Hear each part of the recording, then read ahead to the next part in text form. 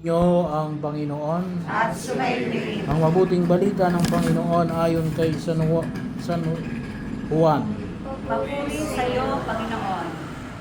Nang dumating ang pagdiriwang ng pista ng mga Hudyo, pumunta si Jesus sa Jerusalem. Sa lungsod na ito malapit sa pintuan ng mga tupa ay may malaking deposito ng tubig na may 5 portiko. Kung tawagin ito sa wikang Hebreo ay Bethesda. Natitipon dito ang maraming may sakit, mga bulag, mga pilay at mga paralitiko. Hinihintay silang gumalaw ang tubig sapagat may panahong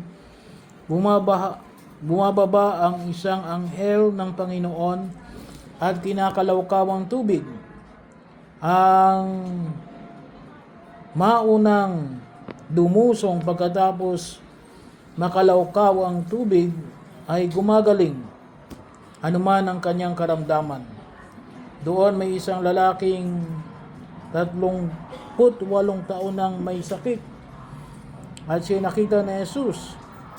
Alam itong matagal nang may sakit ang lalaki. Tinanong niya si Jesus, "Ibig mo bang gumaling?" Sumagot ang may sakit, "Ginoo, wala pong maglusong sa akin kapag nakalawkaw na ang tubig.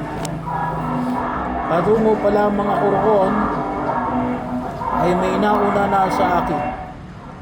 Sinabi sa kanya ni Jesus, "Tumindig ka, dalhin mo ang iyong higaan at lumakad ka."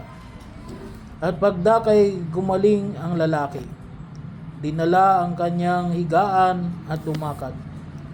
Noy araw ng pamamahinga, kaya sinabi ng mga Hudyo sa lalaking pinagaling, "Araw ng pamamahinga ngayon, labag sa kautusan na dalhin mo ang iyong higaan." Ngunit sumagot siya, "Ang nagpagaling sa akin ang nagsabing daling ko ang aking higaan at lumakad ako." At siya tinanong nila, "Sino ang nagsabi sa iyo na dalhin mo ang iyong higaan at lumakad ka?" Ngunit hindi nakilala ng lalaki kung sino ang nagpagaling sa kanya sapagkat nawala na si Jesus sa karamihan ng tao. Pagkatapos nakita ni Jesus ang loob ng templo ang lalaki at sinabihan, "Magaling ka na ngayon, huwag ka nang magkasala at baka may mangyari sa iyo na lalo pang masama." Umalis ang lalaki at sinabi sa mga Hudyo na si Jesus nagpagaling sa kanya. Dahil dito si Jesus ay sinimulang usigin ng mga Hudyo sapagkat nagpagaling siya sa araw ng pamamahinga.